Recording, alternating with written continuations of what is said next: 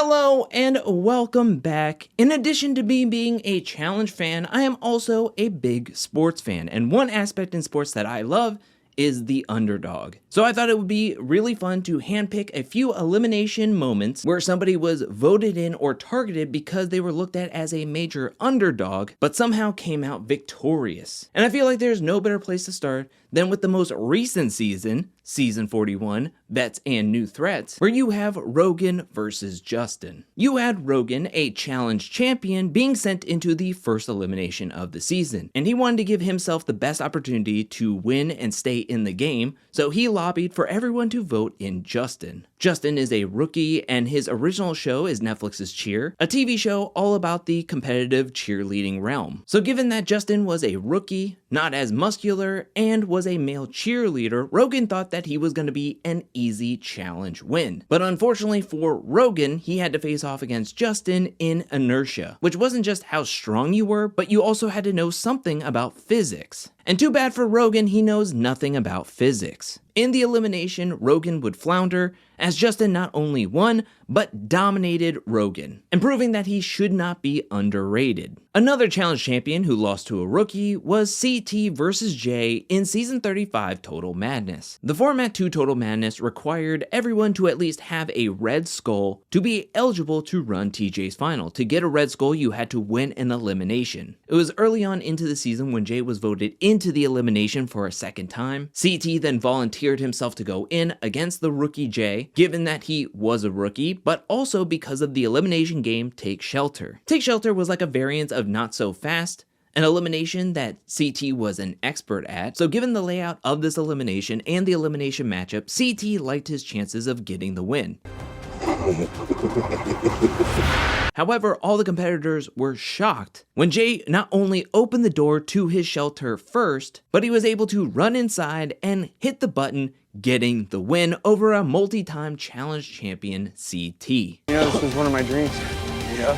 He'll make a win, though. After this loss, CT would not only go on to win Season 36, but he would also go on to win Season 37. He would take a few seasons hiatus until he returned back onto Season 40, where he would face off against Nehemiah in Getting Hammered. Now, it's hard not to picture that CT is the top dog going into any elimination matchup. Even with Nehemiah having a sort of renaissance over on the All-Star season, like I just said, CT was a multi-time challenge champion, having won 3 times in the 30s alone. But when it came down to this specific elimination, Nehemiah had the strategy and was able to get the win over a challenge legend. Yes, Nehemiah was an underdog in this moment, but a major underdog was actually on the women's side, where you had Emily Scrum versus Tina. Emily was coming off of a major hiatus, not having been on the challenge since Season 24, where she won with her partner, Paula. Up to the point of coming into this elimination against Tina, Emily had never lost an elimination in her challenge career. She had always made the final. I think a lot of people felt like Emily had this one in the bag going up against an OG Tina, but Tina had the strategy, nails fell off her board in an instant, and she was able to hand Emily her first elimination loss in her challenge career. Speaking of somebody who never lost an elimination before, back in Season 17, The Duel 2, in the final elimination of the season, you had Landon versus Brad. Landon, up to that point going into this elimination against Brad, had never lost in the challenge, like I mentioned with Emily. Landon not only always made the final, but he always won the final. So coming into this make or break elimination, Brad was looking to do the impossible, win against Landon in a very physical elimination called Back Off. Landon came in with a lot of anger due to how he was voted into the elimination, that he got overly physical with Brad, leading to a 1-point disqualification in round 1, where he was being too physical and not going for Brad's hook, leading to Brad getting the point 1-0. Landon now needed to get 2 points in a row to win. In the second round, Landon was able to win handedly, and in the third and final round, Brad had to do a Hail Mary. He ran over to get Landon's ring, flung it in the air, ran over to try to hook his hook before Landon could. Landon was all discombobulated, and Brad was able to get this win in a miraculous fashion. To this day, this is the one and only time Landon has ever lost on the challenge. And in another instance of a challenge champion losing for the first time, we go to season 18, The Ruins, where you have Wes versus Cohutta in Spool. Coming into this elimination, Wes was undefeated, having won 8 eliminations and losing none of them. Now, not only was Cohutta one of the smallest guys in the house, so it made him a prime target for players to want to go up against him, but also this was a little bit personal with Wes, because Wes came onto the season being in a relationship with Kellyanne, where Kellyanne and Cohutta were exes. So Wes not only picked Cohutta because he was one of the smallest guys, but because he also had a prior relationship with Wes's then current girlfriend. Wes felt good about his chances going into the elimination. I'm gonna go after the easiest win. However, everything was going against him. This was an elimination where if you could get help from your team or your friends, it would have made all the difference. Cohutta was getting help not only from his challengers team, but also he got some help from the champions team, as most of the champions didn't like Wes and would rather see him get eliminated. Wes was getting flip turned upside down while Cohutta got his rope untangled and banged the gong, getting the win and handing Wes his first elimination loss in his challenge career. As we've seen in some of these underdog wins, sometimes brain and strategy can help when there is a lack of size and muscle. But what if the elimination mainly deals with size and muscle? Well, if we go to season 13, you had Beth versus Svetlana in the Push Me elimination. Push Me was an elimination that really favored the bigger, heavier competitor in the matchup, to where you have Beth, who is taller, bigger, heavier than Svetlana. She had a big advantage coming into this elimination, and it looked like it from the get-go. As Svetlana was pushing with all of her might, Beth slowly but assuredly inched towards that flag, to the point where Svetlana even gave up in the middle of the elimination, feeling that there was nothing that she could do. Upon the crowd giving motivation to Svetlana to never give up, never quit, she ran back over to the pole, started jiggling it around as Beth knelt down to get the flag. Beth accidentally ripped the flag. The challenge had to make a game time decision and decided that Beth was disqualified and had to leave the game due to breaking the rules, that she had to unclip the flag instead of ripping the flag. A major underdog win came in season 25 Free Agents, where you have Cara Maria versus Nehemiah in the Looper elimination. Coming into the elimination, Nehemiah was significantly taller, had a bigger wingspan, was heavier than Cara Maria, as well as more athletic, as Nehemiah was a collegiate volleyball player. So, going into this elimination, a lot of people felt like Nehemiah was gonna get this win, especially when it was a variance in a reverse tug of war. An elimination game where 9 out of 10 times the bigger, heavier player will win easily.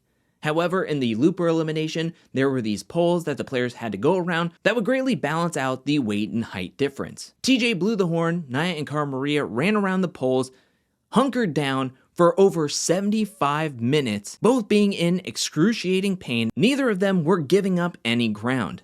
That is until Cara Maria started putting her feet into the sand, clawing her way, trying to make her way to her bell. Like I said, it took over 75 minutes, but Cara Maria was able to get this underdog win, showing her heart, showing her tenacity against the bigger, stronger Nehemiah. And speaking of bigger and stronger, let's go to season 11, Gauntlet 2, where you have Derrick, the captain for the veterans, going up against Syrus. These two men would be going up against each other in Beach Brawl, an elimination game that Derrick picked, which got everyone confused because Beach Brawl was a wrestling match. Derrick essentially picked an elimination that gave him a disadvantage, but in reality, this was the elimination that put Derrick on the map, as it showed his heart as well as his wrestling technique. Because even though Syrus had all the tangibles, Derrick had all the intangibles and was able to win against him in multiple rounds, locking his spot in the game and sending Syrus home. It's actually quite interesting because Derrick would find himself in a similar struggle later on in his challenge career, where he'd face off against the taller, more muscular Joss in season 31 Vendettas. On the surface, Derrick may have looked like the underdog, but longtime challenge fans knew that Derrick was going to give it his all, go until there was nothing left in the tank, and he had years and years and years on the challenge of having proven his heart many times. Where after a long, hard-fought battle, to some it may have been surprising that Derrick got this win, But to others, it was par for the course for this Pitbull 3-time challenge champion. Two players who were major underdogs on season 28 Rivals 3 was Nate and Christina, where they were going into the elimination spun out, having to face off against Cory and Ashley. Cory and Ashley was looked at as one of the top teams on this season, where looking over at Nate and Christina, teams viewed them as a layup, with Nate being one of the smaller, less muscular men, and Christina was one of the smallest women. They were eyed as an easy target, and not only were they able to win the first round against Cory and Ashley, but they were able to blank them out, winning 2 rounds to nothing. Neither Cory or Ashley was able to hold on longer than Nate or Christina in either round. This had to be one of the biggest upsets that I've seen in a long time. When talking about technique winning over pure muscle, there is no better example than in season 26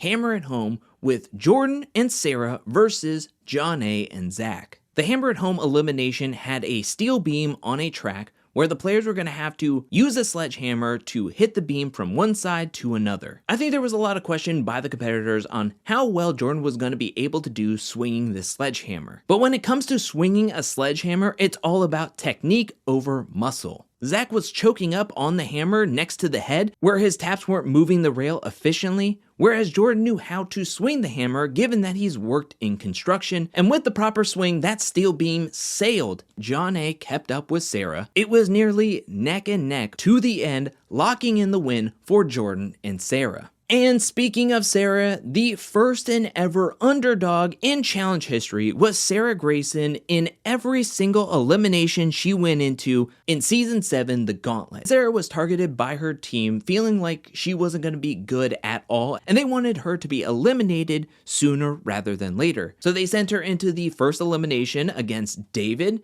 where somehow she won. I guess they counted it as beginner's luck, so they sent her in again.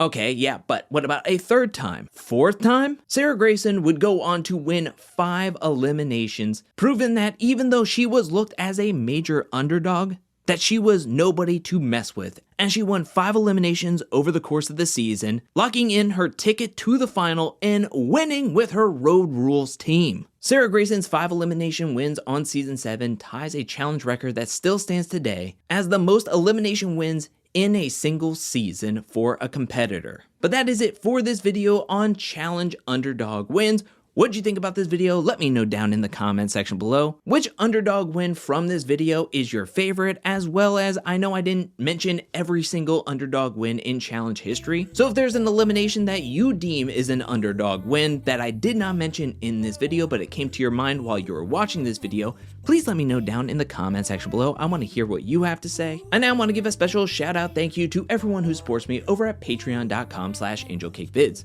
Thank you for your support. Thank you for your generosity. Thank you, thank you, thank you. And thank you to everyone who's watching this video up to this point. I'll be back really, really soon with more challenge content, more content in general. But until then, peace.